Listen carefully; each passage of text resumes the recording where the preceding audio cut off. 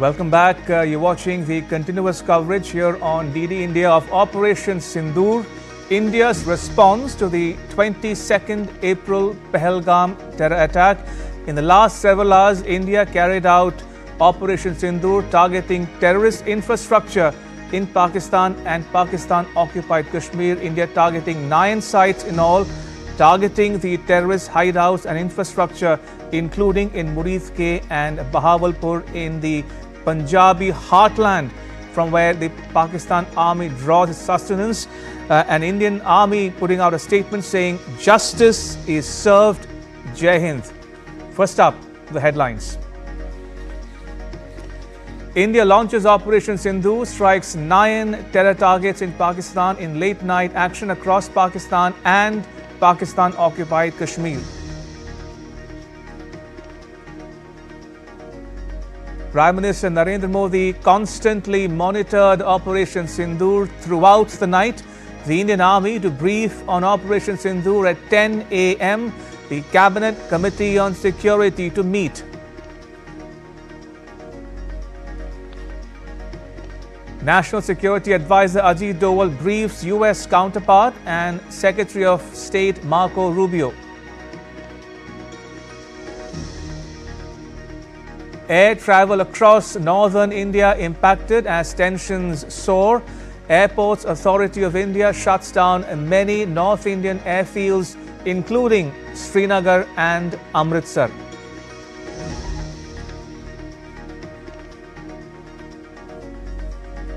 And Pakistan violates ceasefire hours after India strikes terror camps in POK under Operation Sindoor. The Indian Army responds appropriately.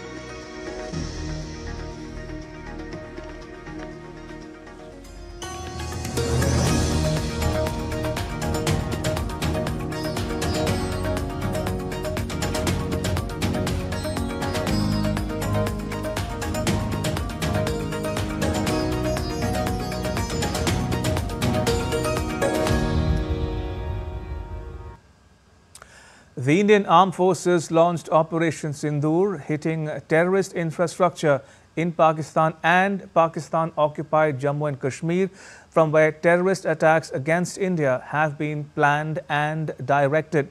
In a press release, the Armed Forces said that altogether 9 sites have been targeted. The Ministry of Defence press release says, and I quote, "Our actions have been focused, measured and non-escalatory in nature. No Pakistani military facilities have been targeted. India has demonstrated considerable restraint in selection of targets and method of execution. These steps come in the wake of the barbaric Pahalgam terrorist attack, in which 25 Indians and 1 Nepali citizen were murdered. We are living up to the commitment that those responsible for this attack will be held accountable," unquote. And joining me for more on this developing story is my colleague Akshay Dongre. Akshay, walk our viewers, if you will, through the developments over the night, including the commencement and execution of Operation Sindoor. Well, Operation Sindoor has been executed with a lot of precision that was only possible because of a joint operation that was conducted by all the wings of the Indian Armed Forces. The Indian Navy, Air Force and the Indian Army conducted this operation jointly. Missiles and other kind of ammunition and arms that have been used. It remains confidential. However, sources tell us that scalp missiles from Rafales and loitering munition also may have been used as far as this attack is concerned. At 10 a.m. there is going to be a press briefing by the Indian Armed Forces where all of these questions will be answered. But to take our viewers to the entire night as far as the activities are concerned, around pre-dawn, information was given to the nation and to the world that India has conducted Operation Sindoor, striking 9 locations inside Pakistan. Now, many of these locations are inside Pakistan-occupied Kashmir, like Muzaffarabad, and many are even in the Pakistani territory. For example, Sialkot. There are other areas as well that have been attacked by the Indian missiles. As far as the infrastructure of terrorists are concerned, including in Bahawalpur, there is Sialkot, there is Muridke, that is near Lahore. So all of these are the areas where where intelligence was gathered from earlier, that the terror groups, including Jaish-e-Mohammed, Lashkar-e-Taiba, where exactly are they operating from, and with precision only these terror camps have been targeted. After the information that trickled in at 2 a.m.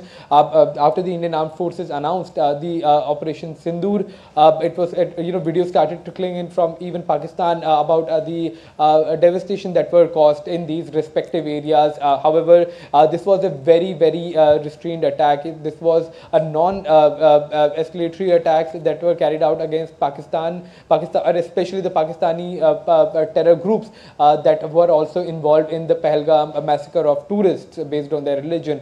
Clearly, the kind of operation that has been conducted could only be possible through jointmanship of all the three wings of the Indian Armed Forces, and the kind of weaponry that has been used and the kind of ammunition that has been used has been selectively used for precision-based bombing inside these particular areas. And soon after the attacks were conducted and executed, Pakistan once again for 13 days straight violated the ceasefire, and this time for the past 12 days there have been violations happening from Pakistani side, and Indian army has been retaliating. However, last night, as soon as Operation Sindoor was executed, Pakistan launched artillery strikes not only at the LOC but also at the international border as an act of war. Clearly what we are monitoring at this point in time is the damage that is being caused by these artillery strikes as well, which has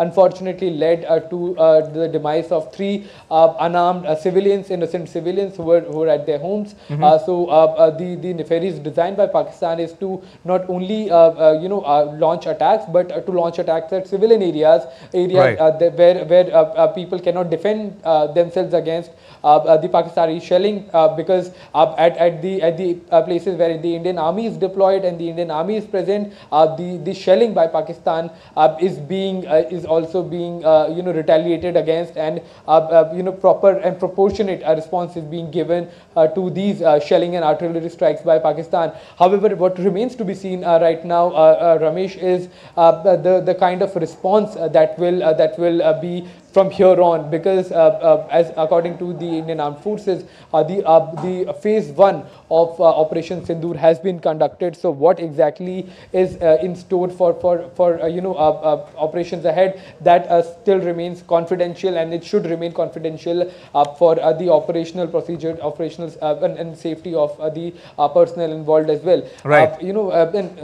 Ramesh, soon after, just one more thing, soon after the attack, Pakistan has in fact gone into denial. It has already started propaganda. The defense minister started making fake claims earlier that Pakistani army has captured several of the Indian Armed Forces personnel, and they have been taken as prisoners of war. However, soon, some minutes later, that statement was retracted because the kind of information that was being fed to even the defense minister of Pakistan were fake.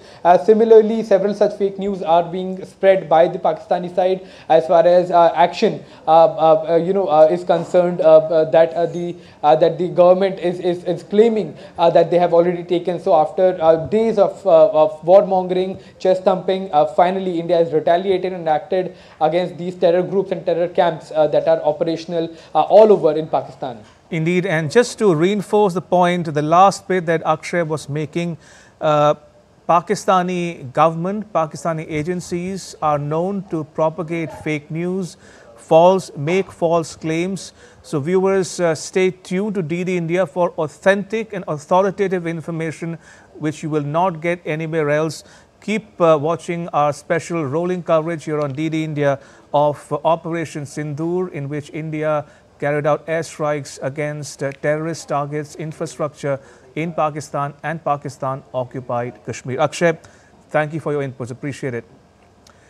Let me give you some more news now. Prime Minister Modi closely monitored Operation Sindoor throughout the night as the Indian Armed Forces executed precision strikes on 9 terror camps across Pakistan and Pakistan-occupied Kashmir. The Prime Minister will chair the Cabinet Committee on Security later in the day. Meanwhile, Indian Army will hold a press briefing on Operation Sindoor at 10 a.m. that is 4:30 GMT here in New Delhi. Further details regarding the operation are expected to be shared in that press briefing.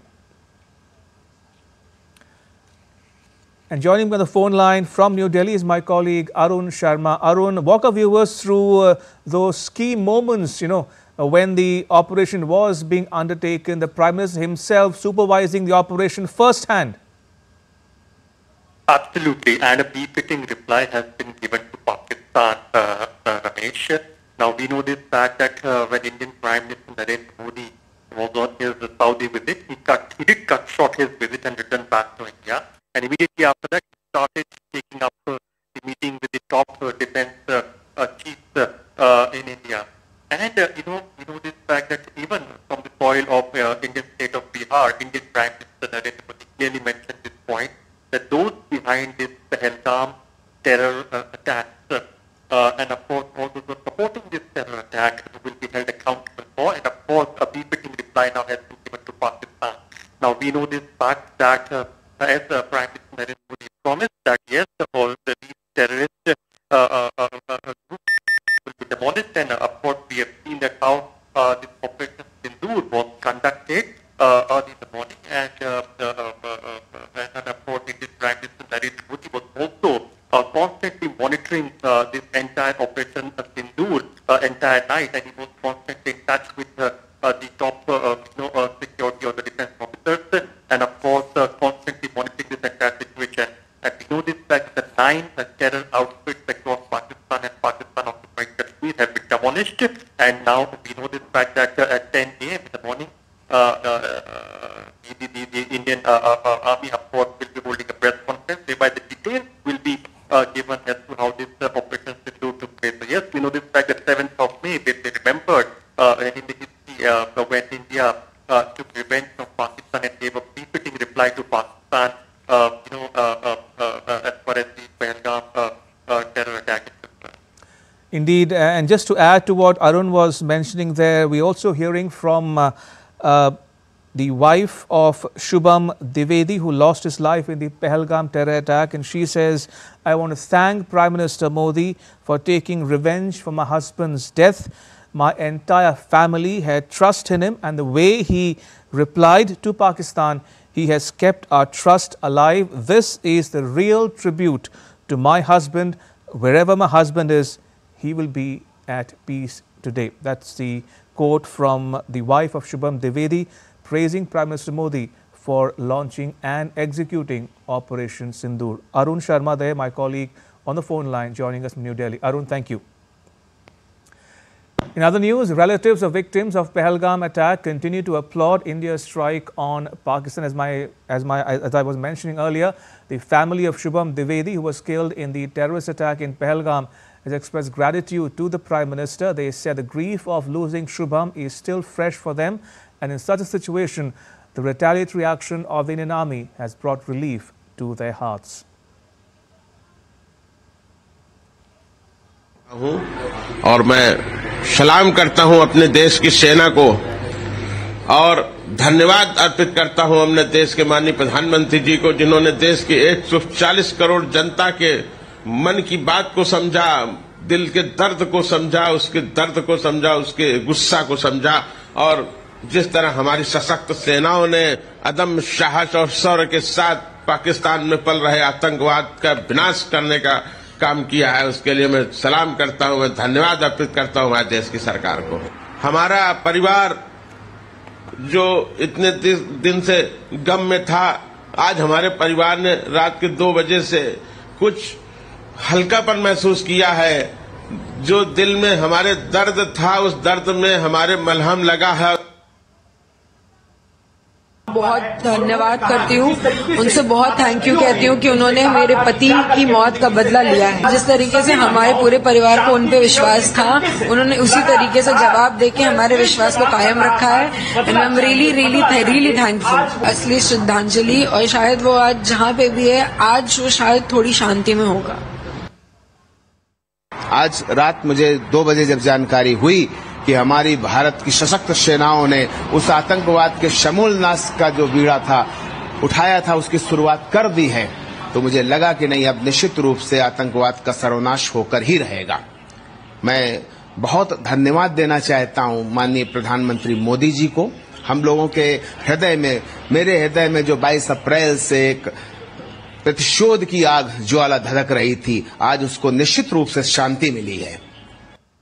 India's Defence Minister Rajnath Singh has strongly responded following India's strikes as part of Operation Sindoor on 9 sites across Pakistan. On social media platform X, Minister Singh expressed national pride with the slogan Bharat Mata Ki Jai.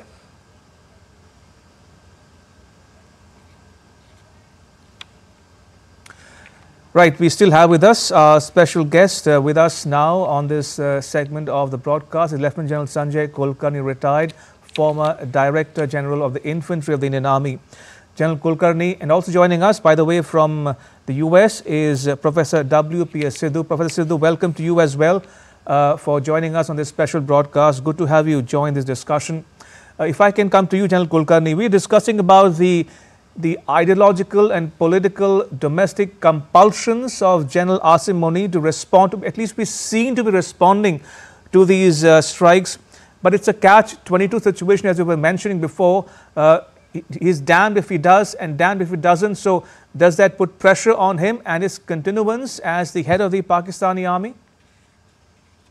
Asif Munir, son of a Maulana, born subsequently later, of course, in Pakistan, but otherwise the family belongs to Jalandhar. It's so unfortunate that all three who have been totally anti-India and to hate India have connections with India deep-rooted. Ziaul Haq, Jalandhar, Parvez Musharraf, Chandni Chowk, and here another man whose family is from Jalandhar. Imagine, they ought to be ensuring as Muhajir to have better relations with India. Instead, they seem to have deep hatred and either wanting to prove holier than thou when they are in Pakistan, resulting in the kind of jihadi mindset that Asif Munir has had. Unfortunately for him, that his rise itself has been when Imran Khan didn't want him. But somehow, since Imran Khan didn't want him, he has ensured that Imran Khan stays behind bars. And as a result of which, he was removed as DG-ISI. While he was the DG-ISI, he is the one who had Operation Pulwama being done, resulting in Balakot strike subsequently. And now when he's become the chief of the army staff, from day one, even those kind of utterances of two-nation theory, utterances that they are superior, that they are different, is indicative. And then those utterances immediately leading to what happened at Pahalgam is indicative that his mind all along has been to divide India on line, which thankfully this particular incident of Pahalgam united India. Entire India stood united to take revenge and to be able to tell Pakistan enough is enough. We cannot tolerate terrorism. And terrorism which Pakistan uses as an instrument of state policy. So this is what has been conveyed. But Munir is what Munir is. Either he wants to get into power, resulting in what it is, or maybe he is wanting an extension as the chief of army staff. But in any case, all along since 47, either the PAK army has been ruling Pakistan, or by remote control, they've been ruling Pakistan. No other army in the world has a country to itself other than the Pakistan army. A Pakistan army in itself has its own $30 billion business that it does. At this point of time, when he was in the back foot in Balochistan, where hundreds of the security forces were dying, there were so many of the deaths taking place in Khyber Pakhtunkhwa. Pakhtunkhwa, with Tehreek-e-Taliban Pakistan hitting the security forces. In Balochistan, the Balochistan Liberation Army, you saw how the Zafar Express was hijacked and how many of the people were killed. So probably to distract from that, he thought he would open up another front. So this particular incident that has happened at Pahalgam has been planned, managed and executed on his behalf. And therefore, it was very essential to hit the terrorist hideout locations in Pakistan. And what the Prime Minister all along has been saying that we will hit at all the terrorists wherever they may be. In Pakistan, if they are in India or anywhere in the world, the terrorists will be hit. Our war is against terrorism. And therefore, the certain non-kinetic measures had already started in terms of the Indus Water Treaty, in terms of their persona non grata, the military attaches that were there, the Atari border being closed, all import, export being stopped, all trade stopped, no medicines going, visas were cancelled. So all those measures were taken place. The entire nation was awaiting for a kinetic threat because that is what they wanted, not for any other reason, not because of emotional reason, because until and unless you hit at the source of terror in Pakistan, they will continue to do so. They didn't learn a lesson after Uri, they didn't learn a lesson after Pulwama, and they continue to do that. And I think at this point of time, our Prime Minister has taken the right step in hitting at the terrorist location in Pakistan and PoK. Pakistan, when I say, because Bhavalpur is in Pakistan. That's where the terrorist hideout and the terror factory of Jaish-e-Mohammed, that is of Masood Azhar in Bhavalpur. So that has been hit very hard. And all of it, it is not that we are saying that we've hit. The tweet by their Prime Minister, tweet by their DGISPR that India has struck, India has hit some of these places in Pakistan, and that they will now take revenge or retaliate. That is their responsibility. And also the escalatory ladder along the LOC has gone up, because so far all the violations were by the small arm. Now I understand Pakistan is firing artillery. Obviously they'll be retaliated, and the Indian side will also retaliate as hard and even harder than what the Pakistan can take it.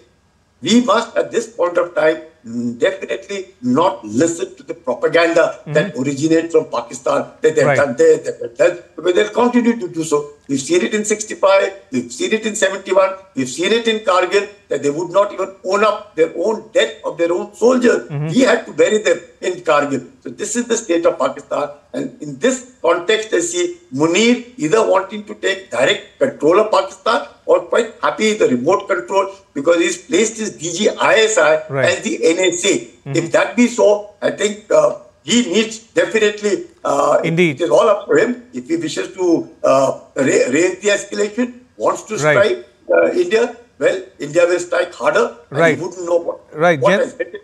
Indeed. General Kulkarni, in the meantime, we're getting some more updates on Operation Sindoor. This is news just coming in. The places where terrorist hideouts were attacked included, as you were mentioning a short while ago, Bahawalpur, Muridke, Tehra Kalan, Sialkot, Barnala, 2 places in Kotli, 2 places in Muzaffarabad. The terrorist hideouts of the Lashkar-e-Taiba, the Jaish-e-Mohammed and the Hizbul Mujahideen were also targeted. This is news just coming in. You're watching the rolling coverage here on DD India of Operation Sindoor, your one-stop destination for authentic and authoritative information on Operation Sindoor, India's response to the 22nd April Pahalgam terror attack. Right, while we are on this breaking news, let me also get in our other guest, Professor Sidhu, who is joining us from New York City. Professor Sidhu, welcome, and thank you for joining us on this special broadcast. Your thoughts on Operation Sindoor, the message behind it and the import for Pakistan in the hours and days ahead. Well, clearly, thank you very much, Ramesh, for having me here as well. And clearly, this is part of, what has become standard operating procedure now for many similar responses in different parts of the world. We've seen the United States do a similar response, Israel carry out similar responses as well. And so it's not surprising that India is also following a similar pattern too. But there are, of course, key differences. And one of the key differences is that in most of these other countries and examples, you do not have a nuclear-armed adversary, number one. And number two, a fairly, effective or competent military, you might argue. As you've already heard, that there is quite a bit of capability there. And so while India may have certainly initiated this, response, it is not likely to end here. And clearly, Pakistan will also have a response both here, but in other foras as well. So I think there is clearly a possibility of escalation on both sides, and this is very evident both from the targeting which India has carried out, which has not just been in Pakistan occupied Kashmir or Azad Jammu and Kashmir, but also in Punjab. It also seems very evident that it has not just been a single service operation, as was the case in the previous instance, but a tri-service reaction as well. And so I think that there is an element of escalation that we also need to be aware of as well. And clearly this was evident even on the side of the Indian government, which has announced things like blackouts and some of the drills that many Indians may not remember from since the time of 1971.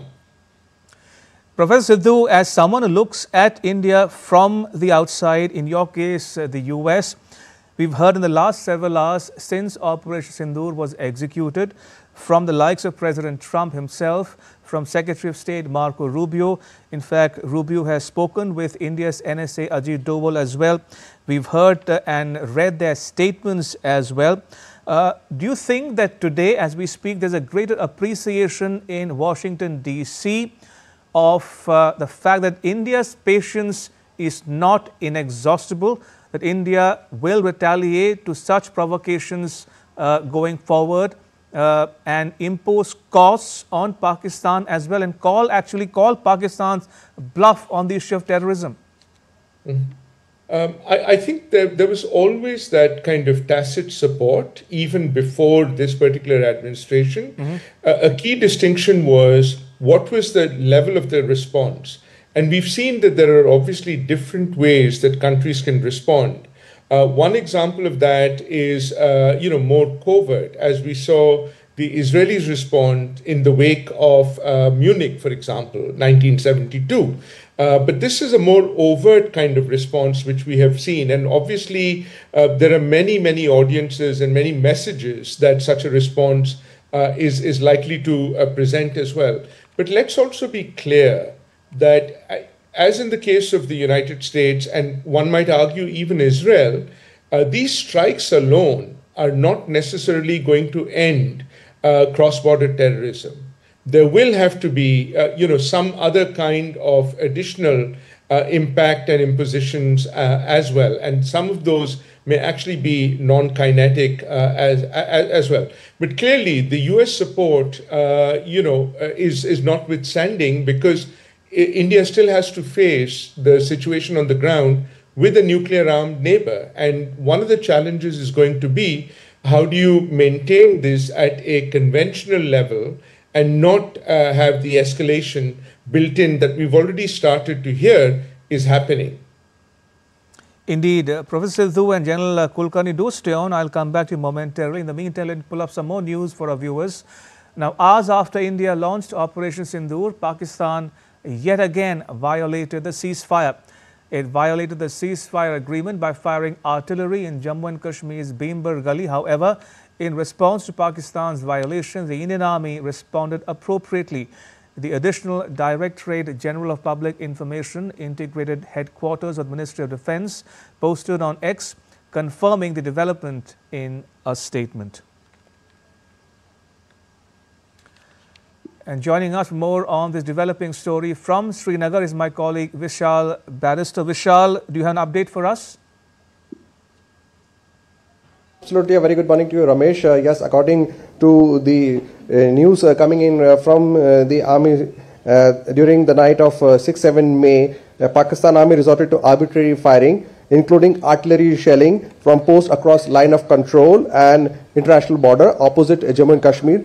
3 innocent civilians have lost their lives in indiscriminate firing, shelling. Indian Army are responding and the operation is still on. Meanwhile, we are also getting to hear that loitering munition was used in this quite precise attack by India, and the coordinates were provided by our intelligence sources, and no military installations have been attacked, but all the terror camps that were operating against India from the soil of Pakistan, either it was Pakistan occupied Kashmir or Pakistan, they have been directly hit. So definitely a big news coming in. I've been talking to people since morning here, and there is a big sigh of relief here in the valley, because they all were expecting this action for long. They were all asking for revenge, they were asking for justice, and yes, today, or rather in the midnight, justice was delivered by the Modi government. Vishal, talking about the selection of targets and the method of execution, we are told, and correct me if I'm wrong, and we would like to hear from you as well, reports suggest that the Rafale aircraft were used in Operation Sindoor for carrying out those missile strikes on terror infrastructure in Pakistan and Pakistan-occupied Kashmir. Also, that all Indian pilots have been accounted for. They are safely back home, back to their bases after executing Operation Sindoor. Do you have any inputs on these issues? Well, Ramesh, nothing official from the Indian Air Force, Okay. but sources are telling us within the armed forces that yes, Rafales were also used, and we are also hearing that a Rafale was also hit, and it is safe within the Indian territory. The pilot has ejected safely, but we have to wait for an official confirmation. This is purely on sources based. Okay. But yes, the Indian Air Force has struck on the terror camps across the line of control and international border, and it has struck deeply in the Pakistan territory. Also talking about the targets themselves, Vishal, we've seen that India targeted 9 sites in all in both Pakistan and Pakistan-occupied Kashmir, including but not limited to Muridke and Bahawalpur. Now, these 2 cities are located in the so-called Punjabi heartland of Pakistan, from where the Pakistani army draws its sustenance. So, do you think the fact that these locations were chosen that lie across the international border as opposed to the LOC, does that convey a different sort of message to the Pakistani army in general and Army Chief General Asim Munir in particular?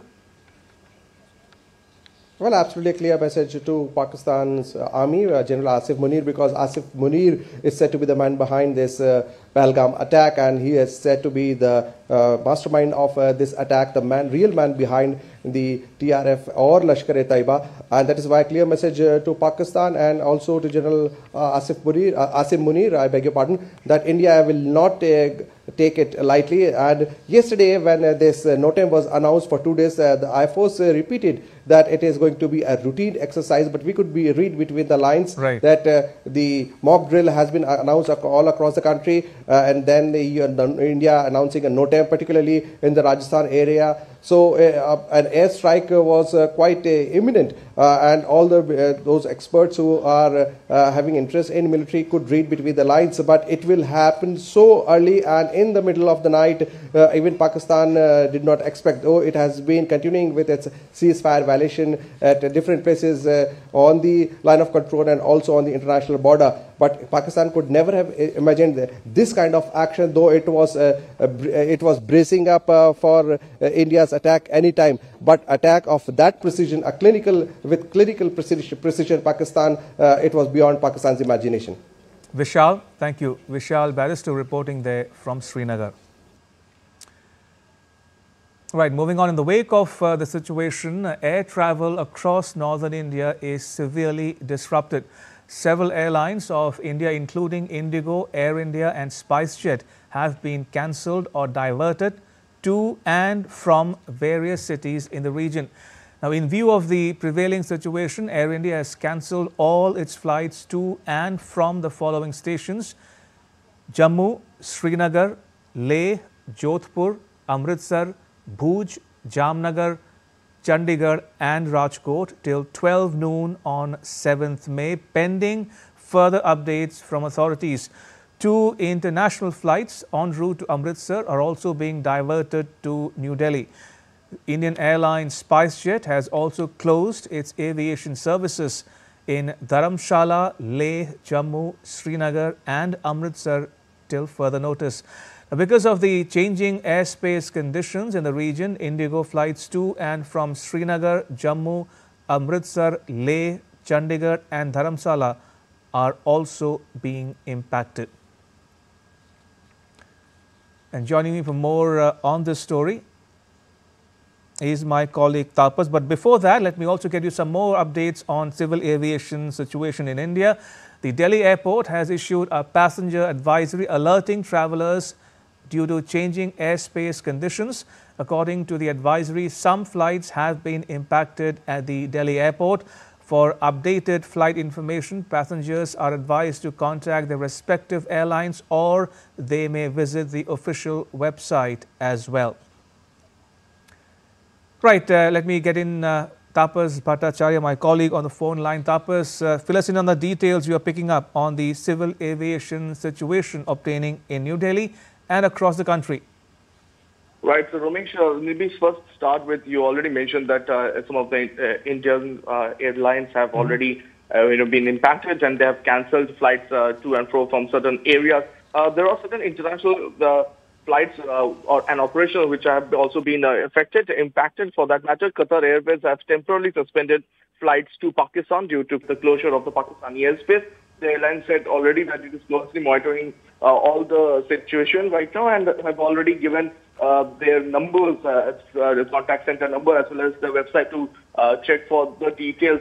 Apart from that, there is Air India Express which has said that multiple flights on their network are currently affected because of the prevailing situation. You mentioned SpiceJet, and there's Indigo flights are also being impacted. Indigo has already issued travel advisory that flights to and fro from Srinagar, Jammu, Amritsar, Leh, Chandigarh, Dharamshala, Bikaner are impacted due to the current situation. Also, as I said, this Air India Express, all these flights, the operation have been curtailed or impacted because of the current prevailing situation, especially in the Pakistani airspace, and India is almost close to all these operations. Srinagar airport has also been closed down. So because of the prevailing scenario, all these airlines operations have been affected. Right, Tapas, do stay on. Let me pull up some more news for the benefit of our viewers who might be tuning in just now. We have some more updates coming in, this time from the state of Punjab.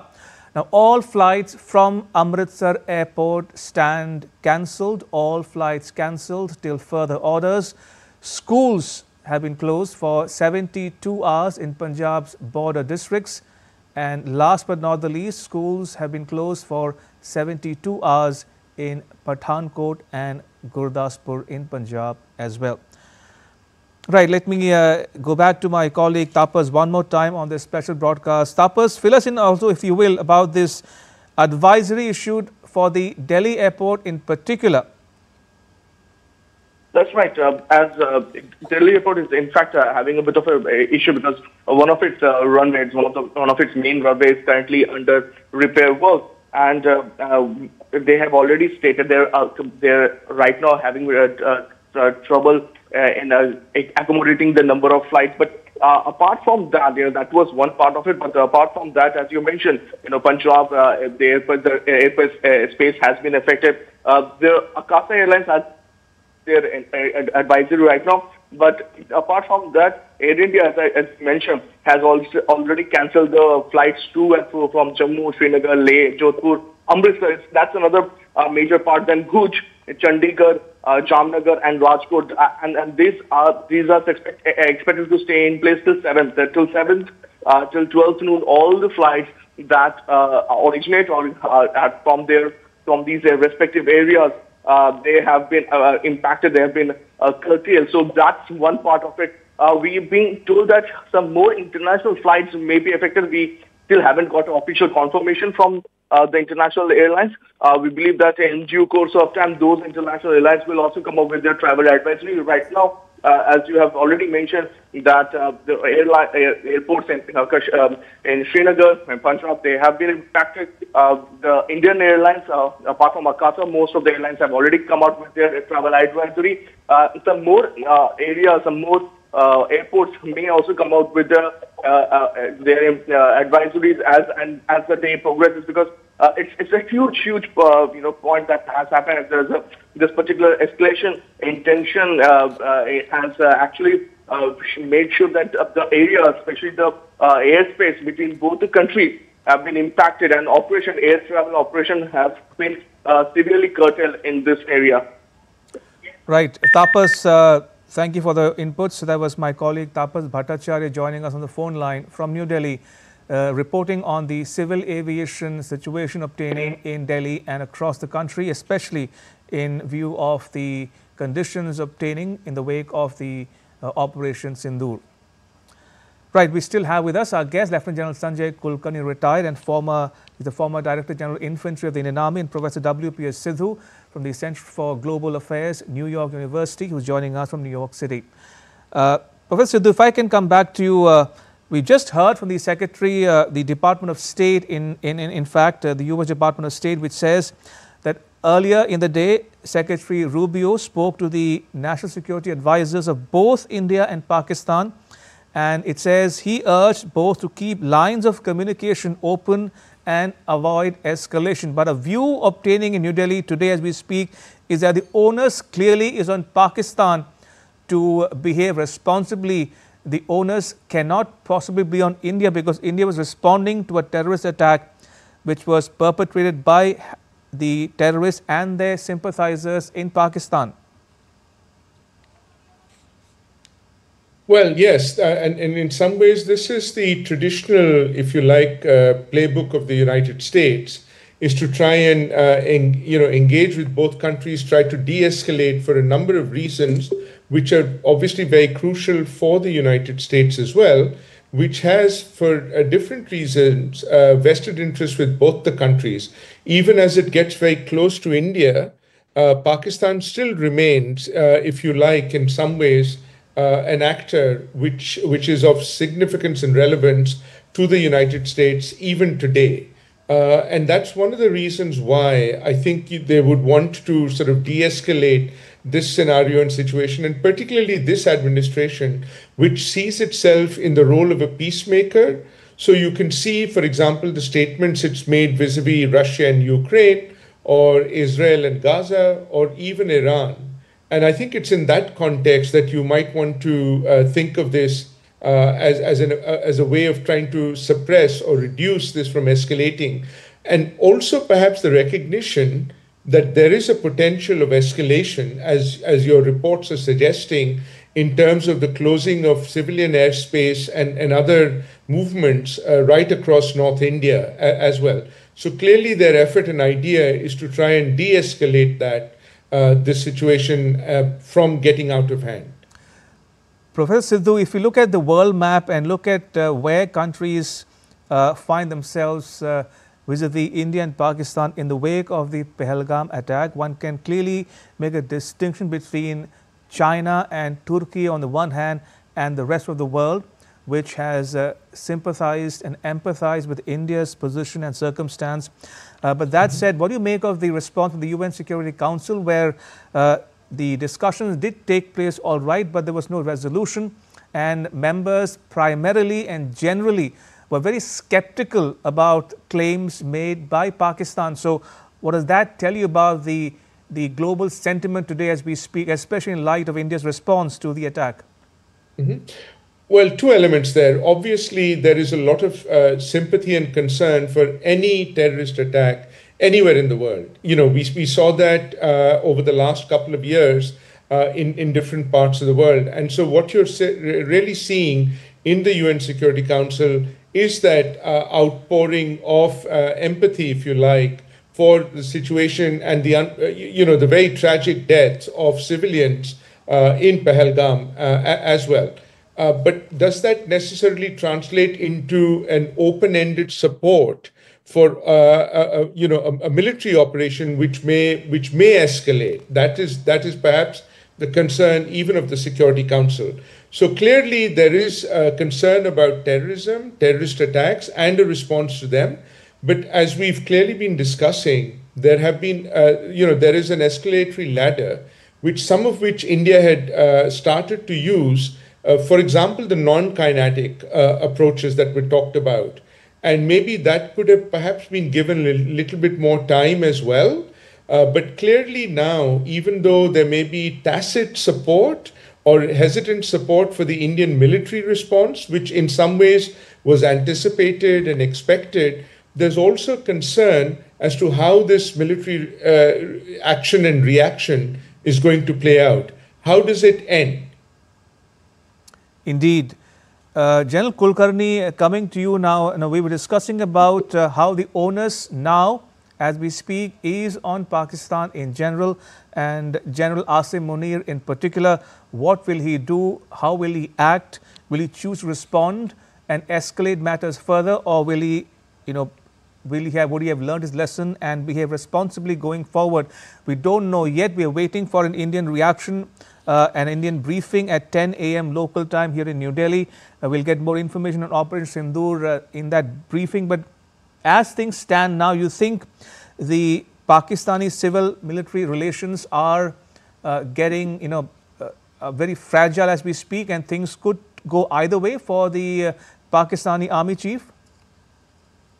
Ramesh, the Pakistan civil-military relations definitely are not good, volatile. There are a whole lot of problems with them. But the Pakistani military establishment with the jihadist organizations, that is Lashkar-e-Taiba, Jaish-e-Mohammed, Hizbul Mujahideen, are at its peak. So they are collaborating together to strike India. In that context, when they hit so hard, I think somewhere down the chain, Munir will be forced to retaliate. Of course, the very fact that he orchestrated Pahalgam is an indication, and he was also the person who orchestrated Pulwama. So if he is the one who orchestrated Pulwama, after which was Balakot strike, he has done what he has done at Pahalgam, which has led to these 9 targets of the terrorist hideouts and the training centers all being hit extremely hard. We will now soon know how many deaths have taken place, what is the kind of damages that has taken place, the collateral damage that has taken place, all of it.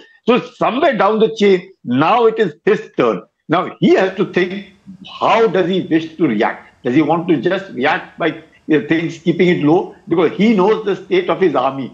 He knows the state of morale. He knows how many within the army don't seem to be going along with him. And he knows that the civil population is extremely upset. That was for the first time that they had their co-commander's house burned. That is an indication. He has Imran Khan behind bars. Imran Khan and he don't pull along. So there's so much happening in Pakistan with him, and also that his own army has not been able to do anything worthwhile. In fact, as per the statements made by Fazlur Rahman, the Pakistan military has virtually vacated the post in Balochistan.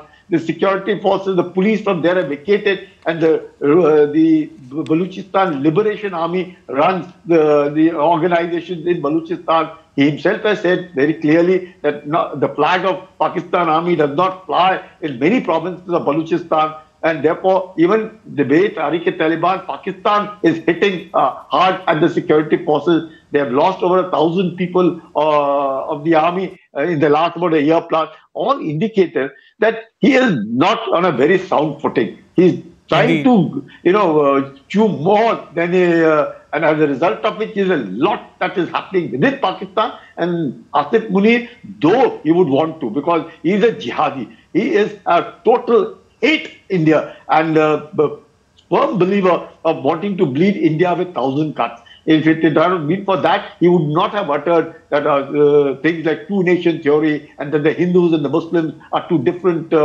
people. Their thinking is different, their eating is different, their culture is different, their religion is different, and all of it. And they are two nations. All this is the talk coming from something which is nothing but the very fact that he emphasizes on it and which results in Pahalgam is indicative of his involvement. And Absolutely. he is now in a catch-22 situation. He goes up the escalatory ladder, he gets hit extremely hard. Because Indeed. right now, our hitting of this is below, is non-escalatory. Only the terrorist hideouts and their locations have been hit. But what if he attempts to do that, which probably a bit of beginning of it has been done because of the ceasefire line and along the LOC, where from small arms it is graduated to artillery fire. So let's see what happens next. But whatever it may be, the ball is in Pakistan's court, ball is in Munir's court. Should he want to escalate? Well, India is ready to retaliate, because India also would have played and seen and war gamed everything as to the worst case scenario that can happen. Absolutely. And India is prepared for the worst case.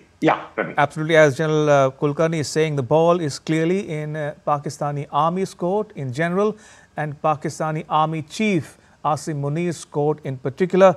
It remains to be seen how he chooses to respond. Will he act? Will he retaliate? Will he escalate matters further? It remains to be seen. But clearly, all eyes on the Army Chief of Pakistan as we speak. We'll get you more on that in just a bit. But in the meantime, we heard from India's Foreign Minister S. Jaishankar, who has put out a message on social media platform X. And there we go on your screens right now. He says on social media platform X, the world must show zero tolerance for terrorism. Hashtag Operation Sindoor. That's the message posted by Dr. S. Jaishankar on his social media platform X account. He says the world must show zero tolerance for terrorism. And while we stay on these visuals, let me get Professor Sidhu back in the discussion. Professor Sidhu, your thoughts on the Indian Foreign Minister's message on platform X, saying that the world must show zero tolerance for terrorism. And is it only fair that the news should further tighten around Pakistan's neck, possibly getting the FATF to revisit its stand on Pakistan, and possibly getting other agencies to cut their funding for Pakistani development as well? All of those scenarios are very much part of the response that would that a country like India would have. But let me also begin by Foreign Minister Jaishankar's statement on X, or former Twitter. It's absolutely correct to say that there has to be zero tolerance for and against terrorism. And as you rightly pointed out, the number of tools to address that are vast. It goes from the FATF that you talked about, which, by the way, is not an international arrangement under the UN, but a more kind of informal but international arrangement that people have used as well. There is also the leverage of the Indus Water treaties, which India has leveraged as well. So there are many number of mechanisms that India can kind of use, including, by the way, going to the Security Council, and which is one thing which is very much open to every member, even if it's not a member of that. I think the Indian challenge is going to be to try and make sure that they can tell the world. I think the world knows that responses to terrorism is justified, is acceptable, and is validated. But I think the challenge is going to be to show that it is, in fact, as has been said, very targeted and very focused. And this is where I think the targets, particularly on Bahawalpur, which is the headquarters of the Pakistan 31 Corps, and even Sialkot, which is a very important cantonment for all kinds of offensive attacks, is going to be considered to be somewhat of an escalation at the global level. Fair enough. On that note, may I thank both my guests, Professor W.P.S. Sidhu, joining us from New York City, and Lieutenant General Sanjay Kulkarni, for sharing your thoughts and insights with our viewers at home and abroad. Thank you for your time. Much appreciated. Well, let me give you some more news now. Soon after the news of Operation Sindoor broke, fake videos shared by several pro-Pakistan handles started being circulating. Refuting these claims, Ministry of Defence has clarified that it is being falsely claimed about strikes on Indian security establishments. The video shared is old and not from India. The video is from sectarian clashes that took place in the year 2024 in Khyber Pakhtunkhwa, Pakistan. The government has thus urged countrymen to rely only on official Government of India sources for authentic information.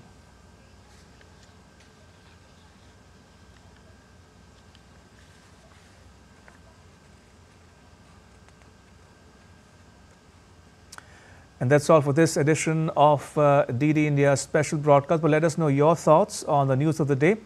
For those on the go, you can get all the latest news and updates from India and around the world on the DD India mobile app.